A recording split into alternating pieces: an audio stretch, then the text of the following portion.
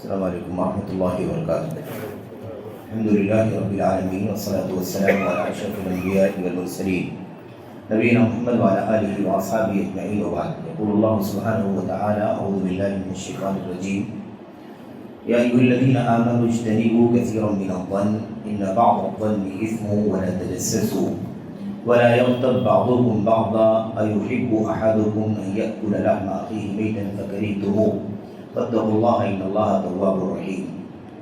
آیت کریمہ میں اللہ سبحانہ و تعالی نے پچھلی آیت کریمہ کی طرح مزید وہ چند برائیاں اخلاقی جو عام طور پر مسلمانوں کے درمیان اختلاف، انتشار، باہمی تنازع، جھگڑے، ایسے ہی مار پیٹ اور قتل و قتال تک پہنچا دیتے ہیں، ان بد اخلاقیوں کا تذکرہ فرمایا ہے۔ تین باتیں اس سے پہلے والی آیت کریمہ میں اللہ تبارک و تعالیٰ نے بیان فرمائی ہیں، اور اسی طرح سے تین باتیں اس آیت کریمہ میں بھی اللہ عز و جل نے بیان فرمائی ہیں۔ یہ بطور مثال 6 ایسی بد اخلاقیاں ہیں یا معاملات کی گندگیاں ہیں یا رہن سہن، گفتگو، بات چیت میں ایسی برائیاں ہیں جس کی وجہ سے عام طور پر مسلمانوں میں انتشار، اختلاف اور جھگڑے کی نوبت آتی ہے۔ اس آیت کریمہ میں اللہ تبارک و تعالیٰ نے بدگمانی سے، اسی طرح سے کوئی کسی کی جاسوسی کرے، کسی کی ٹوہ میں پڑے، کسی کی خفیہ چیز کی معلومات کے لیے اندر تک داخل ہونے کی کوشش کرے، اس سے منع فرمایا ہے۔ اسی طرح سے اخیر میں اللہ عز و جل نے غیبت جیسی گندگی سے بھی منع فرمایا ہے، اور اس سلسلے میں ان تینوں چیزوں کے سلسلے میں بہت ہی صراحت کے ساتھ اللہ عز و جل نے ہم سب کو تاکید فرمائی ہے کہ ان سے بچنا ہے، اور اللہ تبارک و تعالیٰ نے تقوی کا حکم دیا ہے۔ اللہ تبارک و تعالیٰ سے توبہ کرنا، اس کی رحمت کی بھیک مانگنا ہماری اور آپ کی ذمہ داری ہے۔ اللہ تعالیٰ فرماتا ہے یا ایھا الذین آمنوا اجتنبوا کثیرا من الظن، اے ایمان والو بہت سارے گمانوں سے بچو۔ اجتنبوا کثیرا من الظن، اجتناب کرو، بچو، اپنے آپ کو دور رکھو، کثیر من الظن، بہت سارے گمانوں سے۔ گمان، ان بعض الظن اثم، کیونکہ کچھ گمان ایسے ہیں جو گناہ ہیں۔ بعض گمان گناہ ہیں، اس کی وجہ سے گناہ انسان کو ملتا ہے، گناہ کا سبب بنتے ہیں بعض گمان، اس لیے بہت سارے گمانوں سے اپنے آپ کو بچاؤ، اجتناب کرو۔ اس کے بعد اللہ تبارک و تعالیٰ فرماتا ہے وَلَا تَجَسَّسُوا، اور جاسوسی نہ کرو، کسی کے راز کو جاننے کی کوشش مت کرو، کسی کی خفیہ چیز کی معلومات حاصل کرنے کے لیے اس کی ٹوہ میں نہ پڑو۔ وَلَا يَغْتَبْ بَعْضُكُمْ بَعْضًا، اور تم میں سے کوئی کسی کی غیبت نہ کرے۔ أَيُحِبُّ أَحَدُكُمْ أَن يَأْكُلَ لَحْمَ أَخِيهِ مَيْتًا فَكَرِهْتُمُوهُ، کیا تم میں سے کوئی اس بات کو پسند کرے گا کہ وہ اپنے مردہ بھائی کا گوشت کھائے، اپنے بھائی کا گوشت کھائے اس حالت میں کہ وہ بھائی مردہ ہو، مر چکا ہو، تو کیا اس کا گوشت کھانا پسند کرے گا؟ فَكَرِهْتُمُوهُ، تو تم اسے تو ناپسند کرو گے۔ وَاتَّقُوا اللَّهَ، اللہ تبارک و تعالیٰ سے ڈرو، اس کا تقویٰ اختیار کرو، بے شک اللہ تبارک و تعالیٰ بہت بڑا توبہ قبول کرنے والا ہے، بڑا مہربان ہے۔ تو آیت کریمہ میں سب سے پہلی بات جو بیان کی گئی وہ یہ ہے کہ اجتنبوا کثیرا من الظن، بہت ساری گمانوں سے بچو، کیونکہ بعض گمان جو ہے وہ گناہ، اسم اور گناہ کا سبب ہے۔ آیت کریمہ میں گمان سے، بہت سارے گمانوں سے منع کیا جا رہا ہے۔ آیت کریمہ صراحت کے ساتھ یہ نہیں بتلا رہی ہے کہ یہ گمان جس سے بچنا ہے وہ اچھا گمان ہے یا برا گمان ہے، بدگمانی ہے یا ایسے ہی نیک گمانی ہے۔ اچھا گمان کرنا، برا گمان کرنا، دونوں طرح کے گمان ہوتے ہیں۔ آیت کریمہ میں بہت سارے گمانوں سے منع کیا گیا ہے، کیونکہ بعض گمان گناہ کی چیزیں ہیں، تو بہت سارے گمانوں سے اس لیے بچنا ہے کہ ان میں سے بعض گمان واقعی بدگمانی کی چیزیں ہیں، بدگمانیاں ہیں۔ قرآن کریم کی اس آیت کریمہ سے مراد بدگمانی ہے، کسی کے بارے میں برا سوچنا، برا خیال کرنا، برا گمان کرنا، ایسا ہوگا، یہ آدمی ایسا ہوگا، بدگمانی سے منع کیا جا رہا ہے۔ اس کی دلیل یہ ہے، سورہ نور میں اللہ تبارک و تعالیٰ فرماتا ہے وَلَوْلَا إِذْ سَمِعْتُمُوهُ ظَنَّ الْمُؤْمِنُونَ وَالْمُؤْمِنَاتُ بِأَنفُسِهِمْ خَيْرًا وَقَالُوا هَذَا إِفْكٌ مُبِينٌ، جب حضرت ام المؤمنین عائشہ صدیقہ رضی اللہ تعالیٰ عنہ پر तोहमत लगाई गई बदकारी की मुनाफिकों में। अब्दुल्ला बिन उबई बिन सलूल जो रईस था उसने ये बेड़ा उठाया और फिर उसके बाद उसके साथ में और भी कुछ लोग शामिल हो गए। और जब ये बात फैला दी बदकारी की तो लोगों ने साथ दे दिया और लोगों ने कहा हाँ बिल्कुल ऐसा ऐसा हुआ होगा, ऐसा ऐसा हुआ होगा। सिवाय अहले ईमान के जो पुख्ता थे बिल्कुल, उन्होंने कहा कि ये मुमकिन नहीं, हम इस बात को इतनी आसानी से नहीं मान सकते। ज़ौजे रसूल सल्लल्लाहु अलैहि वसल्लम, कैसे इस बात को तस्लीम किया जा सकता है? तो जो चंद मुसलमान इसमें शामिल हो गए थे, बदगुमानी में शरीक हो गए थे, अल्लाह तबारक व तआला ने क्या फरमाया? वलौला इस समिअतुमूहु ज़न्नल मुमिनूना वल मुमिनातु बिअनफुसिहिम खैरा। ऐसा क्यों नहीं हुआ कि जब तुम लोगों ने सुनी ये बात कि अम्मा आयशा रज़ियल्लाहु तआला अन्हा पर तोहमत लगाई जा रही है, कि उनके बारे में बात कही जा रही है, तो ऐसा क्यों नहीं हुआ कि जब तुम लोगों ने ये बात सुनी तो मोमिन मर्द और मोमिना औरतें गुमान करते अपने बारे में भला गुमान क्यों नहीं किया?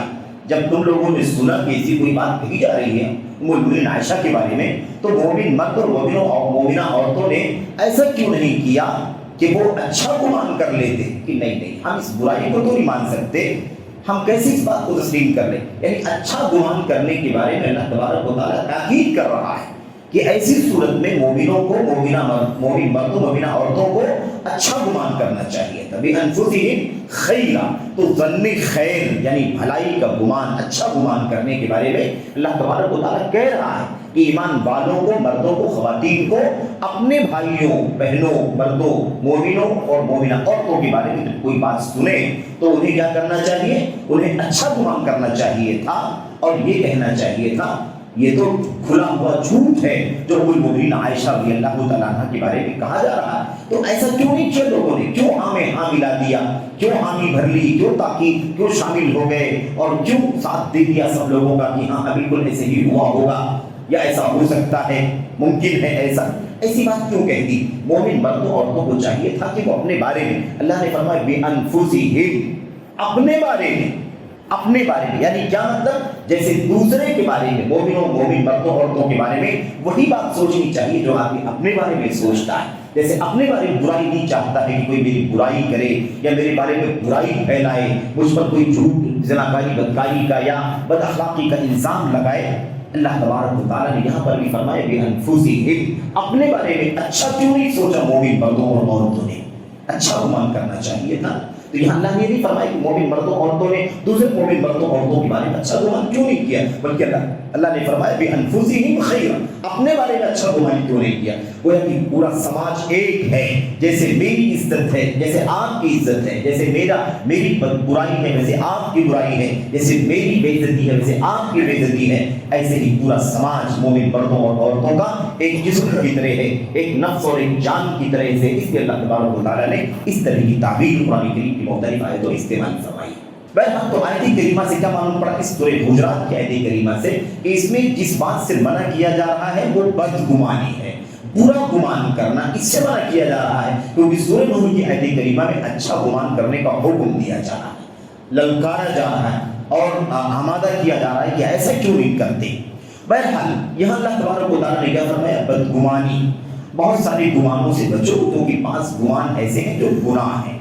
तो हमें चाहिए कि हम बदगुमानी से बचें। बदगुमानी करना ये अच्छी चीज़ नहीं है और बदगुमानी से इसलिए मना फरमाया अल्लाह तबारक व तआला ने कि इसकी वजह से आपस में नफरतें पैदा होती हैं। एक समाज में रहने वाले मुसलमानों के दरमियान, मर्दों के दरमियान, ख़वातीन के दरमियान बदगुमानी की वजह से नफरत पैदा होती है। एक दूसरे के दिल में, एक दूसरे के दरमियान दिली तौर पर बुग़्ज़ पैदा होता है।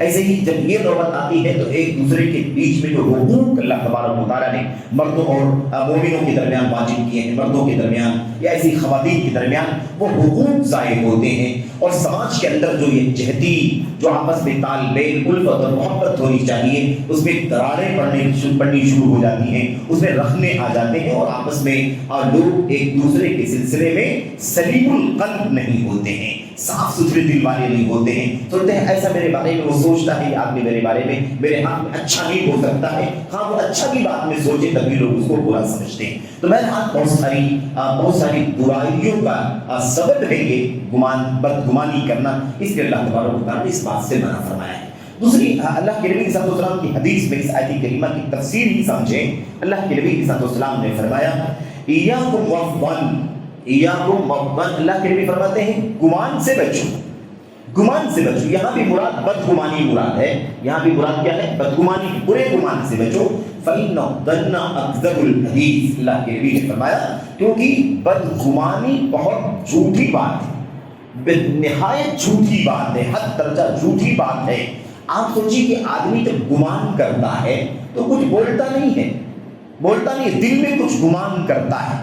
یقین ایک ہے، یقین، یقین سے نیچے بہت سارے درجات ہیں، ان میں سے ایک درجہ شک کا ہے، دوسرا درجہ ظن اور گمان کا ہے، اس سے بھی نیچے کا درجہ وہم ہے، اس سے بھی نیچے کے بہت سارے درجات ہیں۔ المهم یہاں پر دیکھیے گمان جب آدمی کرتا ہے تو کوئی چیز زبان سے بولنا ضروری نہیں ہے، لیکن اللہ کے نبی فرماتے ہیں کہ گمان سے بچو، بدگمانی سے بچو، کیونکہ بدگمانی بہت ہی بری بات ہے، بہت ہی بری بات ہے۔ آدمی بات تو کی نہیں ہے تو بری بات کیسے ہو گئی؟ حد درجہ جھوٹی بات ہے، جھوٹی بات تو بولا نہیں ہے آدمی نے، تو اللہ کے نبی نے کیوں فرمایا کہ بہت ہی زیادہ جھوٹی بات ہے۔ مسئلہ کیا ہوتا ہے جب آدمی گمان کرتا ہے تو گمان کرنے کے بعد، خیال کرنے، سوچنے کے بعد پھر بہت ساری چیزیں جو وجود میں آتی ہیں وہ جھوٹ پر مبنی ہوتی ہیں۔ اس لیے اللہ کے نبی صلی اللہ علیہ وسلم نے فرمایا کہ یہ بدگمانی بہت زیادہ جھوٹی بات ہے، اکذب، نہایت جھوٹی بات ہے۔ بہرحال خلاصہ کلام یہ ہے کہ اللہ کے نبی صلی اللہ علیہ وسلم نے اپنی حدیث میں بھی مسلمانوں کو، ہمیں، آپ کو، مردوں کو، خواتین کو، سبوں کو آپ نے بیان فرمایا، تاکید فرمائی کہ بدگمانی نہیں ہونی چاہیے، اچھا گمان ہونا چاہیے، اچھا سوچنا چاہیے۔ کسی کے بارے میں بدگمانی کرنا، یہ ایسا ہو سکتا ہے، ویسا ہو سکتا ہے، اس میں نہیں جانا چاہیے۔ آدمی اگر کوئی چیز دیکھے بھی کہیں جہاں اس کا کوئی شک جاتا ہو، کوئی گمان جاتا ہو، تو اگر اس بدگمانی، اس ماحول میں جو برا گمان دل میں آتا ہے اس کو نظر انداز کرے، اور چونکہ وہ مسلمان ہے، چونکہ وہ مومن ہے، وہ ہمارا بھائی ہے، وہ مسجد میں آتا ہے، وہ نماز پڑھتا ہے، وہ قرآن کی تلاوت کرتا ہے، وہ خیر کی جگہوں پر رہتا ہے، ہم نے اس کے بارے میں عام طور پر خیر دیکھا، معصوم نہیں، خیر دیکھا ہے، عام طور پر بھلائی دیکھی ہے، تو بری چیز بھی اگر کہیں کوئی چیز سمجھ میں آئے تو ہمیں چاہیے کہ ہم دل میں کیا لائیں کہ نہیں، برائی تو نہیں ہو سکتی ہے، اچھا ہوگا، یہاں پر فلاں کام کے لیے آیا ہوگا، برے کام کے لیے نہیں آیا ہوگا، کسی اچھے کام کے لیے آیا ہوگا۔ یہاں جگہ بری ہے لیکن برے کام کے لیے آنے کے بجائے یہ کسی اچھے کام سے آیا ہوگا، کسی فلاں آدمی سے ملنے کے لیے آیا ہوگا جو نیک آدمی۔ خلاصہ اس کا یہ ہے کہ ہمیں اگر شیطان وسوسہ ڈالے کہ ہم کسی مسلمان مومن بھائی کے بارے میں برا سوچیں تو اسے اب ٹال دیں، اور ٹال کر کے اچھا گمان کریں، کیونکہ باقاعدہ منع کیا جا رہا ہے اجتنبوا کثیرا من الظن، تو بدگمانی کرنے سے اجتناب کرنا ہے۔ یہ مومنوں کی بات چل رہی ہے، یا ایھا الذین آمنوا اجتنبوا کثیرا من الظن، ایمان والوں کے بارے میں یہ عام قاعدہ بیان کیا جا رہا ہے۔ ہمیں اس سے زیادہ آگے بڑھ کر کے اپنے عقل کا، اپنے دماغ کا، اور ماضی کا، حال کا، مستقبل کا، یہ سب باتیں لا کر کے اس کے بارے میں اس گمان کو مضبوط کرنا یہ اچھی چیز نہیں۔ ہمارا کام یہ ہے کہ ہم اس کو اگر کہیں بری جگہ بھی دیکھیں، برے ماحول میں بھی دیکھیں، شک جاتا ہو، گمان جاتا ہو کہ آدمی نے یہاں پر برے کام کے لیے یہاں پر آیا ہوگا، تو اسے ٹالیں، ہم اس کے بارے میں اچھا گمان کریں۔ کرچے کی شیطان ہمیں بدگمانی کی طرف لے جا رہا ہو، وسوسے ڈال رہا ہو، کیونکہ اللہ تعالیٰ فرماتا ہے بہت سارے گمانوں سے بچو۔ نبی فرماتے ہیں اتقوا ایاکم والظن، بدگمانی سے بچو، کیونکہ بدگمانی بہت بڑی جھوٹی بات ہے۔ تو بہرحال یہ تعلیم ہے۔ اس کے بعد اگلا نقطہ آپ دیکھیے، اللہ کے نبی اللہ تبارک و تعالیٰ فرماتا ہے وَلَا تَجَسَّسُوا، اور تجسس نہ کرو۔ تجسس اور ایک لفظ اور بھی ہے تحسس۔ تجسس اور تحسس میں فرق یہ ہے کہ تجسس میں کیا ہوتا ہے، آدمی کسی کے راز تک پہنچنے کی تب کوشش کرتا ہے، کھود کھوید کرتا ہے، کسی کے راز کو تلاش کرتا ہے، کسی کی چھپی ہوئی چیز کو نکالنے کی کوشش کرتا ہے۔ اور تحسس اسے کہتے ہیں کہ اس کام کے لیے بہت باریک حادثے کا استعمال کرتا ہے، باریک احساس کا استعمال کرتا ہے، باریک قرائن کا استعمال کرتا ہے، چپکے سننے کی کوشش کرتا ہے، چپکے سننے کی کوشش کرتا ہے، چپکے اس کی باتوں کو جاننے کی کوشش کرتا ہے تاکہ وہ اس کی حقیقت کی گہرائی تک پہنچ سکے۔ تو تجسس کہ کام میں تحسس کی ذریعے سے مدد ملتی ہے، اسی لیے تجسس بھی منع ہے اور تحسس بھی منع ہے، الا یہ کہ وہاں بھی خیر پایا جاتا ہو، جیسے بدگمانی منع ہے لیکن اچھا گمان کرنا درست ہے، اچھا ہے اور اس کی تاکید ہے، بالکل ایسے ہی یہاں بھی ہے۔ تجسس اللہ کے لیے اللہ تبارک و تعالیٰ نے فرمایا بلا تجسسوا، اور جاسوسی نہ کرو، یعنی کسی کے راز تک پہنچنے کی کوشش نہ کرو۔ اتباع العورات، پوشیدہ چیزیں، چھپی ہوئی چیزیں، خفیہ چیزیں، راز کی چیزیں جو ہیں اس کی کھود کرید نہ کرو، اس کی تہ تک پہنچنے کی کوشش نہ کرو، اس کی ٹوک میں نہ پہنچ پڑو تاکہ آپ اس کی حقیقت اور اندر کی چیزوں کو جانیں۔ اس سے اللہ تبارک و تعالیٰ صاف لفظوں میں منع فرما رہا ہے، وہاں اجتناب کا حکم دیا جا رہا ہے اور یہاں تجسس سے منع کیا جا رہا ہے۔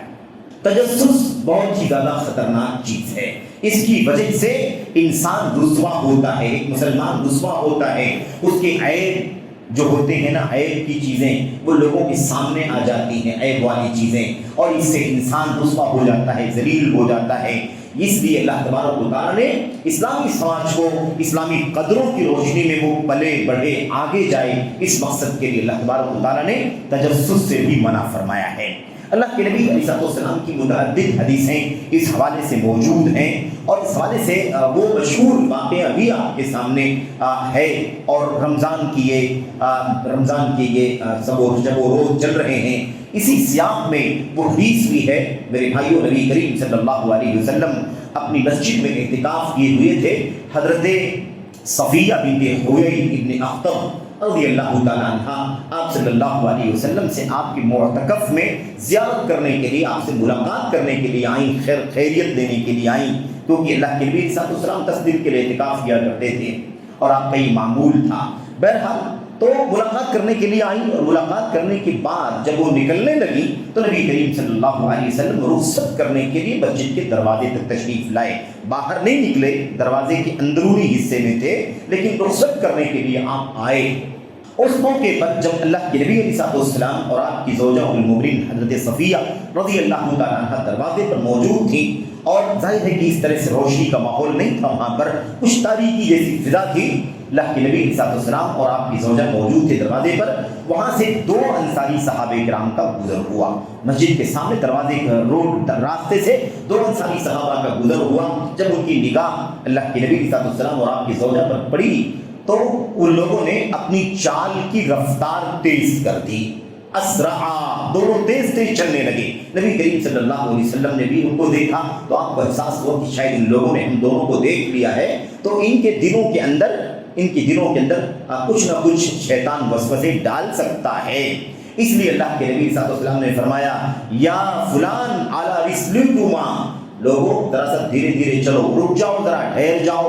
اس کے بعد جب دونوں رک گئے تو اللہ کے نبی صلی اللہ علیہ وسلم نے فرمایا ساتھیوں، یہ میری بیوی حضرت صفیہ رضی اللہ تعالیٰ عنہ ہے، یہ میری بیوی حضرت صفیہ رضی اللہ تعالیٰ عنہ ہے، اس لیے تم بہت کچھ اندر تک پہنچنے کی کوشش مت کرنا، تجسس تمہارے دل میں نہیں آنا چاہیے کہ اللہ کے نبی علیہ السلام تھے، ساتھ میں کون تھا، یہ کیوں یہاں پر کھڑا تھا، کیا مسئلہ تھا، آپ لوگ اس کی تہ میں نہ پہنچے۔ میں تمہیں بتا دیتا ہوں کہ میری بیوی حضرت صفیہ رضی اللہ تعالیٰ عنہ ہیں۔ جب یہ بات اللہ کے نبی صلی اللہ علیہ وسلم نے فرمائی تو ان دونوں ساتھیوں نے کہا سبحان اللہ، اللہ کی ذات پاک ہے، اللہ کے نبی آپ کیا کہہ رہے ہیں، آپ کیا سوچ رہے ہیں ہم لوگوں کے بارے میں کہ ہم لوگ کیا سوچ لیں گے۔ اللہ کے نبی نے فرمائی ان الشیطان یجری من الانسان مجرى الدم، اصل میں شیطان انسان کی رگوں کے ساتھ دوڑتا ہے، فخشیت ان یقذف فی قلوبکما شیئا یا شرن، اس لیے مجھے ڈر ہوا کہ وہ شیطان جو خون کی رگوں کے ساتھ دوڑتا ہے کہیں ایسا نہ ہو کہ تم دونوں کے دلوں میں بھی کوئی شر اور کوئی برائی ڈال دے، اس لیے میں وضاحت کر رہا ہوں۔ تو دیکھیے آپ نے یہاں پر اللہ کے نبی صلی اللہ علیہ وسلم نے تجسس سے منع فرمایا، بدگمانی والی بات تو ہو گئی، لیکن تجسس کی آخر وہ سوچیں گے، باریکی میں پہنچنے کی کوشش کریں گے، یہ خاتون کون ہے، نبی صلی اللہ علیہ وسلم کس کے ساتھ کھڑے ہیں، یہ شیطان کے دلوں میں وسوسہ ڈال سکتا ہے۔ بہرحال اسی لیے اللہ کے نبی صلی اللہ علیہ وسلم نے فرمایا ان الرجل اذا ابتغى الريبة في الناس افسدهم، جب کوئی آدمی کسی کے راز تک پہنچنے کی کوشش کرے گا، کسی کے راز تک پہنچنے کی جاسوسی کر کے اس کی تہ تک پہنچنے کی کوشش کرے گا، افسدهم، تو وہ ان کو خراب کر دے گا۔ ان کو خراب کر دے گا. یعنی کیا مطلب؟ ان کے دلوں میں فساد ڈال دے گا، ان کی طبیعتوں کے اندر فساد ڈال دے گا، برائی پیدا کر دے گا. اس سلسلے میں نبی کریم صلی اللہ علیہ وسلم نے امیر کے بارے میں، یعنی اس وقت جو ہے نا ایک مسلمانوں کا امیر ہو، ذمہ دار ہو، قائد ہو، تو جہاں کہیں بھی 10 لوگ 20 لوگ 2 لوگ 5 لوگ، اس سے زیادہ اس سے کم کسی کے ماتحتی میں ہو، کوئی ان کا اغوا ہو، کوئی ان کا بڑا ہو مثال کے طور پر، تو ایسی صورت میں اللہ کے نبی کی یہ رہنمائی ہے، یہ ہدایت ہے. اللہ کے نبی صلی اللہ علیہ وسلم نے فرمایا ان الامیر اذا ابتغى الريبة في الناس، امیر جب لوگوں کے بارے میں یا اپنی رعایا کے بارے میں، اپنے ماتحتوں کے بارے میں شک اور شبہ کرے گا، یا ان کے اندر جاسوسی کر کے ہے نا ان کے اندر کی برائیاں جاننے کی کوشش کرے گا، تو وہ ان کے اندر فساد پیدا کر دے گا. کیا مطلب ہے؟ مطلب یہ ہے کہ ظاہری چیزوں پر حکم لگاؤ، بہت زیادہ گہرائی میں جانے کی کوشش نہ کرو، کیونکہ یہ چیز کیا ہے؟ یہ چیز خطرناک ہے. حضرت آخری بات یہ ہے کہ حضرت عبداللہ بن مسعود رضی اللہ تعالیٰ عنہ کے پاس ایک شخص کو لایا گیا. روایت ابو داؤد کے اندر ہے، حسن درجے کی روایت ہے. اس میں یہ ہے کہ ایک شخص کو لایا گیا اور لا کر کے عبداللہ بن مسعود کے سامنے پیش کیا گیا، اور جو لوگ لے کر کے آئے تھے ان لوگوں نے شکایت یہ کی ان لحیتہ تقطر خمرا. ابن مسعود رضی اللہ تعالیٰ عنہ یہ آدمی اس کو ہم پکڑ کے لائے ہیں آپ کے پاس. شکایت یہ ہے کہ اس کی داڑھی کے بالوں سے شراب ٹپک رہی ہے، اس کے داڑھی کے بالوں سے شراب کے قطرے گر رہے ہیں. یہ ہم نے دیکھا ہے اور اس لیے ہم آپ کے پاس لے کر کے آئے. اب داڑھی کے بالوں سے اگر قطرہ شراب کا ٹپک رہا ہے تو اس کا مطلب ہے کہ شراب پیا ہوگا یہ، اور اس لیے ہم اس کو لے کر کے آئے. اس وقت ابن مسعود نے کیا فیصلہ کیا تھا؟ ابن مسعود رضی اللہ تعالیٰ عنہ نے فرمایا نہیں، بالکل نہیں، یہ تجسس ہے. یہ کیا ہے؟ یہ تجسس ہے.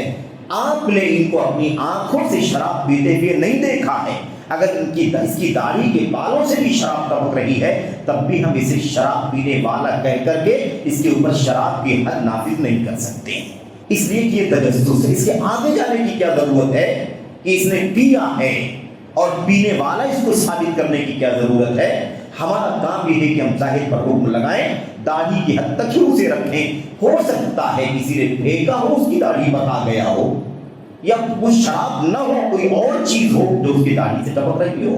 تم نے پیتے بھی نہیں دیکھا ہے تو کیوں تم اس کی باریکی میں داخل ہونے کی کوشش کرتے ہو؟ کیوں تم تجسس کرتے ہو؟ اور اس کو کیوں تم شک و شبہے کے دائرے میں لانے کی کوشش کرتے ہو؟ ہم اس پر حکم لگانے کے مکلف نہیں ہے. ہاں، ہم جب اس کو اپنی آنکھوں سے دیکھ لیں گے یا ہم پا لیں گے اس کو براہ راست جرم کرتے ہوئے، تبھی ہم اس پر کوئی حکم لگائیں گے اور کوئی سزا اور کوئی حد نافذ کریں گے. ورنہ ہمیں اللہ تبارک و تعالیٰ فرماتا ہے وَلَا تَجَسَّسُوا، اے ایمان والو تم آپس میں ایک دوسرے کے بارے میں جاسوسی نہ کرو. تو یہ بہت خطرناک چیز ہے کہ بہت سارے لوگ جو ہے نا، اللہ تبارک و تعالیٰ مجھے آپ کو سبھی لوگوں کو معاف فرمائے اور اس بد اخلاقی سے بچنے کی توفیق عطا فرمائے، بدگمانی سے، ایسے ہی تجسس سے جو اسلام نے اسے حرام قرار دیا ہے، کیونکہ اس کی وجہ سے دلوں میں تراڑ اور اسلامی سماج کے اندر بہت زیادہ تنافر پیدا ہوتا ہے. اللہ تعالیٰ اس سے بچنے کی توفیق عطا فرمائے. تو بہت سارے لوگوں کی اس طرح کی ہوتی ہے کہ وہ تجسس کے چکر میں رہتے ہیں، بہت ساری باتیں ان کے پاس، بہت ساری رپورٹیں ہوتی ہیں، اور جب وہ رپورٹیں لا کے فلاں کے بارے میں دیتے ہیں اس کی اندرونی، تو ہم آپ خوش ہوتے ہیں کہ اس کے پاس تو بہت ساری باتیں ہیں، اور پھر اس کے بعد ہم شریک ہو جاتے ہیں. ہمیں سننے میں مزہ آتا ہے. جیسے بتانے والا مجرم ہے ایسے ہی سننے والا بھی مجرم ہے، کیونکہ وہ تجسس کو ہوا دیتا ہے، تجسس کی راہ ہموار کرتا ہے. تجسس کرنے والے کے بارے میں یا بدگمانی کرنے والے کے بارے میں وہ ایک حوصلہ افزائی کر رہا ہے. اس لیے ہمیں چاہیے کہ جیسے بھی کوئی کسی کی برائی کرنے کے لیے آئے، آپ نے مہربانی کر کے ایسی کوئی بات کرنے کی ضرورت نہیں ہے، ہمیں اس سے کوئی لینا دینا نہیں. اللہ تبارک و تعالیٰ نے ہمیں اور آپ کو بدگمانیوں سے، تجسس سے منع فرمایا، اس لیے ہمیں چاہیے کہ اس سے بچیں. بہرحال اللہ سے دعا کرتے ہیں کہ اللہ تبارک و تعالیٰ اسلامی سماج میں ہم تمام بھائیوں کو، تمام بہنوں کو اللہ تبارک و تعالیٰ ان بد اخلاقیوں سے بچنے کی توفیق عطا فرمائے، اور ہمیں اور آپ کو ایک جسم و جان کی طرح سے اسلامی سماج میں رہنے بسنے کی توفیق عطا فرمائے. آمین رب العالمین. وصلی اللہ وسلم وبارک علی نبینا محمد وعلی آلہ وصحبہ اجمعین. السلام علیکم.